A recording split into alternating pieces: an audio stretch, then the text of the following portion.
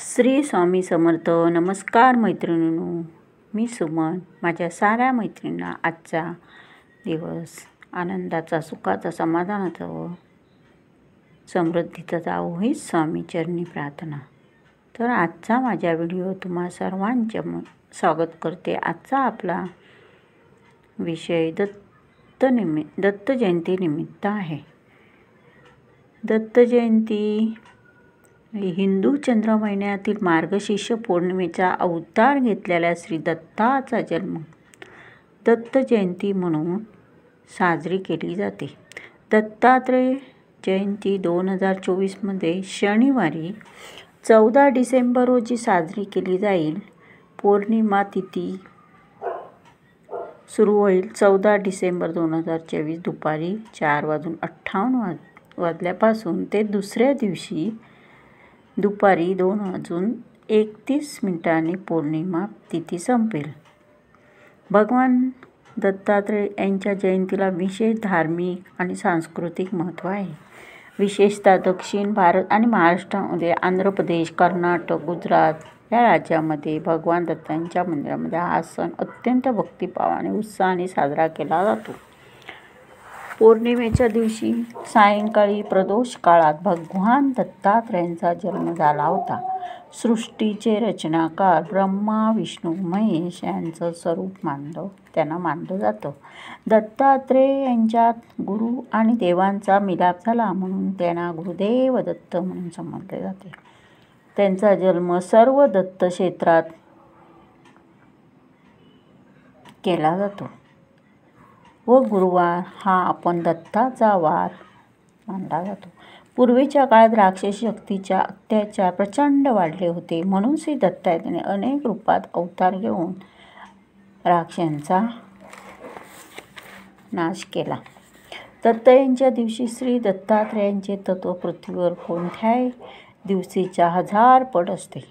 श्री दत्तांची भक्ती उपासना पूर्ण भक्तिभावाने केल्यास आपल्याला दत्त, ब्रह्मा, विष्णू यांच्या तत्वाचा अधिक लाभ घेता येतो. भगवान दत्तात्रेय हे त्रिमूर्ती भगवान शिव, भगवान विष्णू यांच्या सामर्थ्याचा समन्वय करणारे एक हिंदू देवता आहेत, जे एकत्रितपणे त्रिमूर्ती म्हणून ओळखले जाते. दत्त जयंतीला त्यांचे स्मरण करण्यासाठी दत्त जयंती मोठ्या उत्साहात साजरी केली जाते. दिवसभर भक्तिभावाने पूजन केले जाते, उपवास केले जातात आणि भगवान दत्तांचे आशीर्वाद घेण्यासाठी त्यांची पूजा करतात. दत्तात्रेय यांच्या मंदिरात दत्त जयंती मोठ्या थाटामाटात साजरी केली जाते. दत्तात्रेयांना समर्पित असलेली मंदिरे संपूर्ण भारतात आहेत.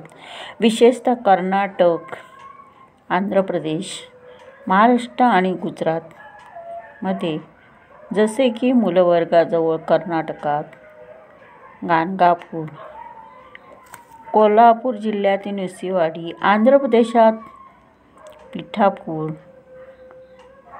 काकिनाडा, सांगली जिल्ह्यात औदुंबर, उस्मानाबाद जिल्ह्यातील रुईभर आणि सौराष्ट्रातील गिरनार हे आहेत. गुरुचरित्रात सांगितले आहे की जेव्हा जेव्हा देव आपल्यावर कोपतात तेव्हा गुरु आपले रक्षण करतात, पण जेव्हा जेव्हा गुरु आपल्यावर कोपतात तेव्हा देवही काय करू शकत नाही. मेल्यानंतर मोक्ष हवा असेल तर गुरु करावा किंवा गुरुमंत्र घ्यावा. म्हणजे काय तर आपण गुरु केला नसेल तर मेल्यानंतरही मोक्षही आपल्याला मिळत नाही. एवढंच गुरुचं महत्त्व आपल्या आयुष्यात आहे. दत्त यांच्या दिवशी दत्त महाराजांच्या मूर्तीवर अभिषेक करून घ्यायचा. फोटो असेल तर तो स्वच्छ पुसून घ्यायचा. दत्त महाराजांच्या मूर्तीवर अभिषेक करताना सुरुवातीला स्वच्छ पाण्याने आणि परत पंचामृताने आणि परत स्वच्छ पाण्याने पुरुष सूक्त व स्त्री सूक्त म्हणून अभिषेक करायचा आहे.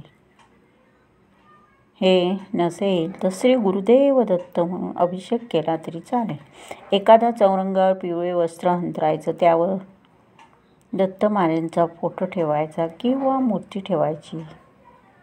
धूप दीप दिवा दत्त महाराजांना फुले वगैरे अर्पण करायचे आणि गुरुचरित्रातील 4वा अध्याय दत्त महाराजांचा जन्म झाला इथपर्यंत वाचायचा. 3 वेळा दत्त महाराजांचा जय जयकार करायचा. अवधूत चिंतन गुरुदेव दत्त ह्या मंत्राचा जप जास्तीत जास्त करायचा. गुरुचरित्रातील 14वा आणि 18वा अध्याय जरूर वाचावा. गुरुचरित्रातील ग्रंथ असेल किंवा तुमच्याकडे आणि कोणते स्वामी समर्थांचे ग्रंथ असेल तर त्याची आवर्जून पूजा करावी. दत्तभावनातील 52 वेळा दत्तभावनी 52 वेळा वाचन जरूर करावे. गुरुचरित्रातील 4वा अध्याय 41 ओवीपर्यंत जरूर वाचावा. श्री स्वामी समर्थ केंद्रात किंवा जवळपास औदुंब वृक्ष असेल तर त्याला पाणी घाला, प्रदक्षिणे घाला. या दिवशी दत्त महाराजांच्या आवडीचा नैवेद्य जरूर करावा. औदुंबर प्रदक्षिणेचे फायदे. नियमित औदुंबर प्रदक्षिणा केल्याने विचलित मन शांत होऊन एकाग्रता वाढते. एकाग्रता वाढल्याने आध्यात्मिक प्रवास सुखकर होतो. औदुंबर वृक्षाच्या बुडाशी साक्षात दत्त अवतारी श्री नृसिंह सरस्वती महाराजांचा वास असतो. म्हणूनच आपण प्रदक्षिणा केल्याने दत्त महाराजांचे आशीर्वाद आपणाला प्राप्त होतात. बाहेरील बाधा, हृदयविकार यावर रामबाण उपाय म्हणजे श्री औदुंबर प्रदक्षिणा. औदुंबर हा कल्पवृक्ष आहे.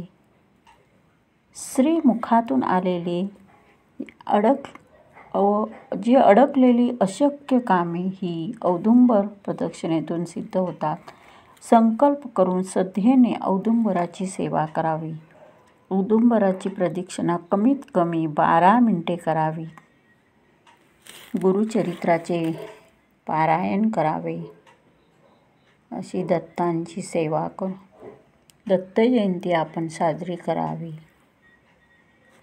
श्री स्वामी समर्थ. जय जय श्री स्वामी समर्थ.